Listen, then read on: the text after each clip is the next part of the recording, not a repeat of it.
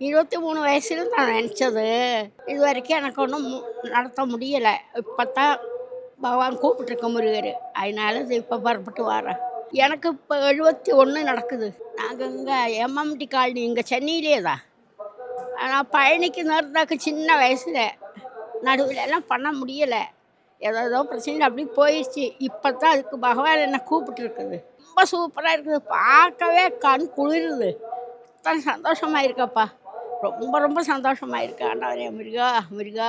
10, 23 வயசுல எனக்கு குழந்தை இல்ல. அப்ப எனக்கு முருகன் நினச்சேன். அப்புறம் தான் இவன் பிறந்தான். ஆனா இதுவரையும் செய்ய முடியல. இப்பத்தான் என்ன பகவான் கூப்பிட்டுருக்கு. சந்தோஷமா வரேன். ரொம்ப ரொம்ப சந்தோஷமா வரேன். முருகா.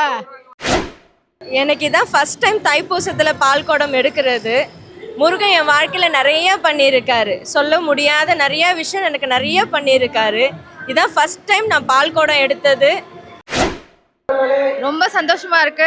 ஃபர்ஸ்ட் ஆஃப் ஆல் வந்து இது முதல் முறையாக நாங்கள் வந்து மாலை போட்டிருக்கோம். அதுவே எங்களுக்கு ரொம்ப ஸ்பெஷலான ஒரு நாள். முதல்ல வந்து வெற்றிவேல் முருகனுக்கு அரோகரா. எங்களுக்கு நம்பிக்கை இருக்குது, அதனால் நாங்கள் வந்துட்டுருக்கோம். எல்லாருக்கும் அந்த நம்பிக்கையினால தான் எல்லாருமே வந்துட்டுருக்காங்க. விஷபால் என் பொண்ணுக்கு நம்பிக்கை இல்லாமல் இருந்தது.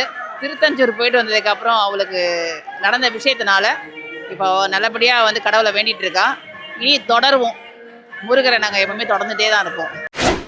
எனக்கு இதான் ஃபஸ்ட் டைம் காவடி எடுக்கிறேன். எனக்கு முருகனை ரொம்ப பிடிக்கும். அதுக்கு முன்னாடி கந்த சஷ்டிக்கு நான் விரதம் இருப்பேன். சின்ன வயசுலேருந்தே விரதம் இருப்பேன். அது வந்து அதனால தான் எனக்கு குழந்தை பாக்கியம் கிடச்சிச்சு. குழந்தையே கிடைக்கிறதே அபூர்வம்னு சொல்லிட்டு இருந்தாங்க. நான் வந்து கந்த சஷ்டிக்கு விரதமாக இருந்ததுனால எனக்கு குழந்தை பாக்கியம் கிடச்சிச்சு.